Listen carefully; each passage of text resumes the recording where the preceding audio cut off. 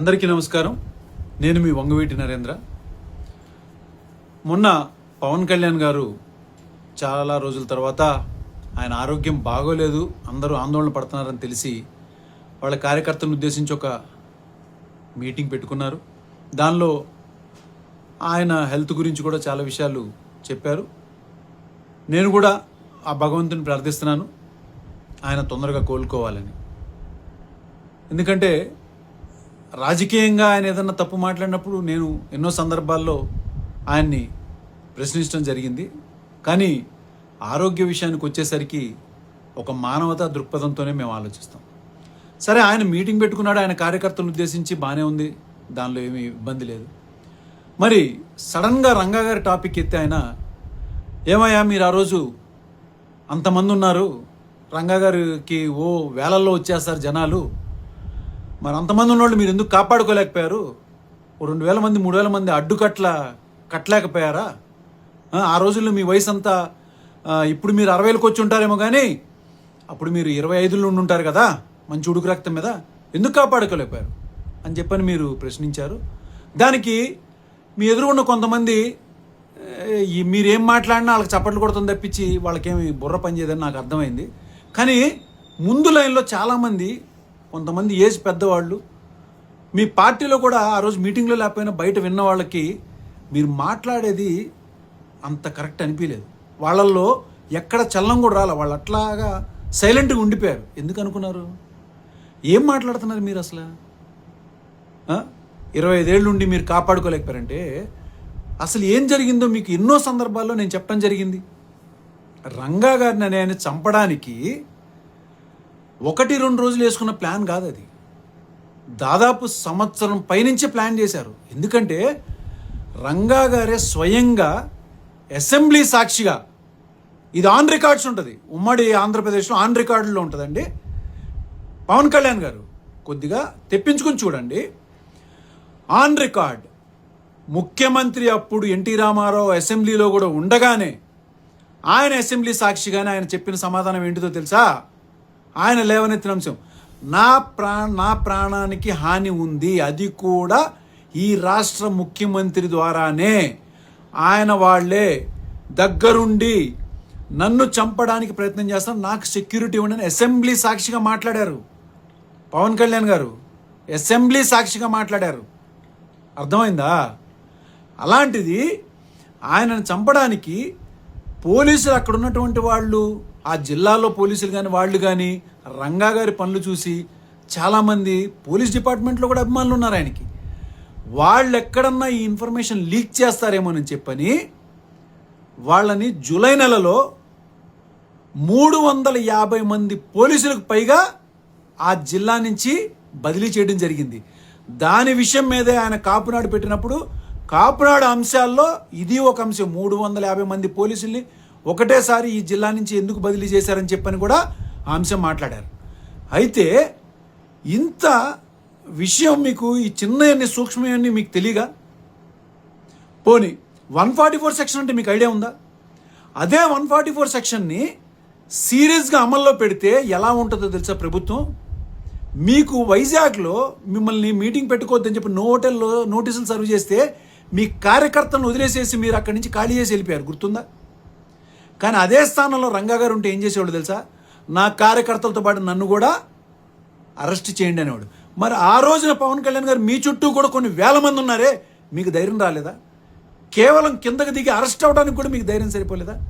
కానీ ఏ రోజు రంగా గారి కార్యకర్తలను వదిలేసి వెళ్ళిపోలా, వాళ్ళని కాపాడుకుంటానే వచ్చాడు.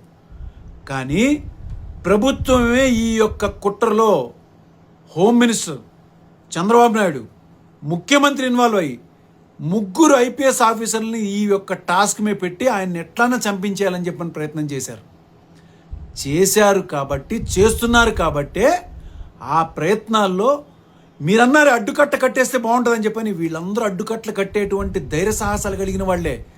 కానీ వాళ్ళందరినీ ఆయన బతులాడుకున్నారు. ఈ విషయం నేనేదో మాటలో చెప్పడం కాదండి, సీనియర్ నాయకులైనటువంటి ఉండవల్లి అరుణ్ కుమార్ గారిని, ఇంకా సీనియర్ చాలామంది నాయకులు కూడా చెప్పారు. ఇట్లా రంగా గారిని ఆ రోజున ఆయన చెప్తే అక్కడి నుంచి వెళ్ళిపోయారు తప్పించి, ఆయన మాటకి గౌరవం ఇచ్చి ఎవరు కూడా అలా వదిలేసి వెళ్ళటానికి ఇష్టపడలేదు. ఇంకొక విషయం చెప్తున్నా మీకు, ఒక పక్క ప్రభుత్వం ఆయన మీద కక్ష కట్టి ఉందని చెప్పని కాదు, ఇంకో పక్క సొంత పార్టీలో కూడా ఆయన ఎదుగుదలను చూసి ఏడ్చేవాళ్ళు కూడా చాలామంది ఉన్నారు. ఇవన్నీ ఒక పక్కనైతే ఇంట్లోనే పెద్ద కుంపటి ఉంది. ఇంట్లోనే ఇంటి దొంగని ఈశ్వరుడు కూడా పట్టుకోలేడు అని అంటారు కదా పవన్ కళ్యాణ్ గారు. అలాగా ఇంట్లోనే ఒక పెద్ద కుంపటి ఉంది ఆయన్ని చంపించేటానికి. ఇవన్నిటిని చూసే ఆయన నా వల్ల ఇంకెంతమంది ప్రాణ నష్టం జరుగుతుందని చెప్పని ఆయనంతటా ఆయనగా అక్కడ సరెండర్ అయి కూర్చున్నారు. కానీ ఆయనను చంపే ధైర్యం ఎవరికి లేదు. ఇంకా విషయం ఏంటంటే, మీకు స్టేట్ ఇంటెలిజెన్స్ కాదు కదా, మీకు సెంట్రల్ ఇంటెలిజెన్స్ కూడా ఉంది కదా, బాగా పరిచయస్తులు ఉన్నారు కదా. వాళ్ళని ఒకసారి మీరు అడిగి చూడండి, ఏంటిది రంగా గారి విషయంలో ఏం జరిగింది, అసలు ఎవరు చంపించారు, దీని వెనక కుట్ర పండింది ఎవరు అని అడగండి. అప్పుడు కన్నా మీకు అర్థమవుద్దేమో మీరు ఎలాంటి వ్యక్తులతో మీరు సంధి కుదుర్చుకుని మీరు కూటమిలో ఉన్నారు, ఎవరికి మద్దతు ఇచ్చి మీరు అధికారం ఇచ్చారు అనేది కనీసం ఇప్పుడు కన్నా మీకు తెలుస్తుందని చెప్పని నేను భావిస్తున్నాను. ఎందుకంటే మీరు ఎప్పుడు అవకాశం వచ్చినా మీ ముఖ్యంగా జనసేనలో 90% మంది రంగా గారి అభిమానులు ఉన్నారు తెలుసా మీకు. వాళ్ళందరూ ఏంటంటే మీరేదో రంగా గారి గురించి గొప్పగా మాట్లాడతారేమో అనుకుంటున్నారు, కానీ నాకు అర్థమైంది. కానీ వాళ్ళకు కూడా చాలామందికి రంగా గారి గురించి మాట్లాడుతాను అనుకుంటా, కానీ కాసేపు ఏమో మీరు చూశానంటారు దూరం నుంచి, కాసేపు ఏమో నేను టీ ఇచ్చానంటారు. అసలు రంగా గారికి టీ అలవాట్లేదండి.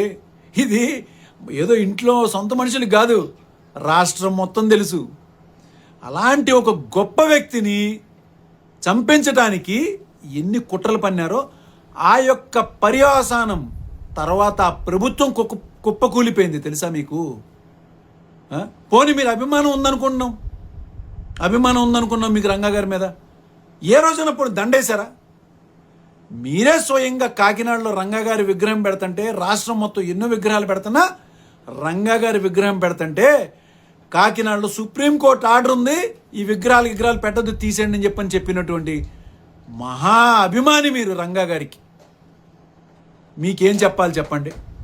మిమ్మల్ని చూసి ఇంకా చప్పట్లు కొడుతున్నారు రంగా గారి విషయం చెప్తే. రేపు కొద్ది రోజులు ఆగితే మీ అవసరం కోసమో మీ మైలేజ్ కోసమో రేపు ఇది కూడా అంటారు, రంగా గారితో నేను చాలాసార్లు కలిశాను, మాట్లాడాను చాలా సందర్భాల్లో అని కూడా చెప్తారు మీరు. దయించి నేను ఎన్నో సందర్భాల్లో కూడా చెప్పాను, రంగా గారిని చంపడానికి ఒక చిన్నపాటి కుట్ర జరగలేదు.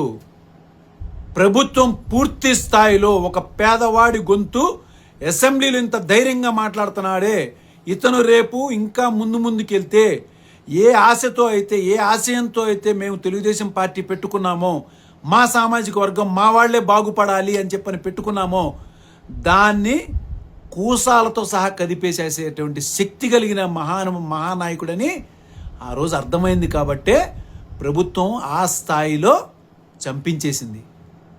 ఎంక్వైరీ చేయండి మీరు, మీకు ఇంటెలిజెన్స్ ఉంది. ఇప్పుడు ఇంకా మీరు అధికారంలో కూడా ఉన్నారు, స్టేట్ ఇంటెలిజెన్స్లో కూడా చాలామంది ఉన్నారు అన్నారు కదా, 60 సంవత్సరాలు వచ్చిన వాళ్ళు ఉన్నారు మీరని.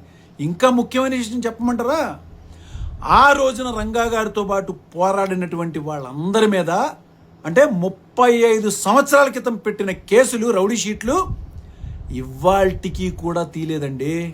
ఇవాళకి అంటే వాళ్ళకి 65-70 సంవత్సరాలు వచ్చినా వాళ్ళ మీద రౌడీ షీట్ అనే ముద్ర ఉంది. ఇవన్నీ మీరు ఇంటెలిజెన్స్ రిపోర్ట్ తెప్పించుకుని చూడండి. మీరు మీ టాపిక్ లేదన్నా మాట్లాడుకోవచ్చు, కానీ రంగా గారి టాపిక్ మాట్లాడేటప్పుడు మీకు ఏదన్నా నిజంగా తెలియకపోతే నన్ను అడగండి, నేను చెప్తా వివరంగా. దీని వెనక ఎంతమంది కుట్ర ఉందో నేను చెప్తా వివరంగా. ఇవాళ ఇంటి దొంగలే ఆయన పేరు చెప్పుకుని అధికార పీఠంలో ఆస్తులు సంపాదించుకుని కూర్చుని ఎంజాయ్ చేస్తున్నారు. దాని మీదే నేను పోరాటం కూడా జరుగుతుంది.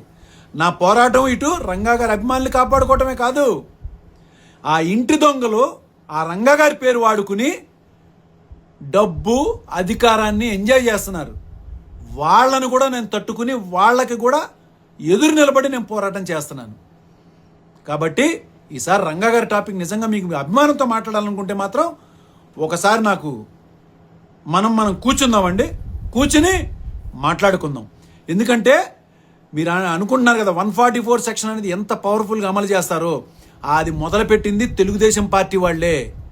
తెలుగుదేశం పార్టీ ఆ రోజు అలా మొదలుపెట్టి ఎంతోమందిని అరెస్ట్ చేసి భయపెట్టారు. అదే పద్నాలో మిమ్మల్ని కూడా ఇబ్బంది పెట్టారు, జగన్మోహన్ రెడ్డి గారిని కూడా ఇబ్బంది పెట్టారు. ఆయన ప్రచారంకి వెళ్తుంటే 2014లో వాళ్ళు అధికారంలో ఉన్నప్పుడు ఆయన ఆ ఎయిర్పోర్ట్లో కానీ ఇబ్బందులు పెట్టంగానే అవన్నీ జరిగింది.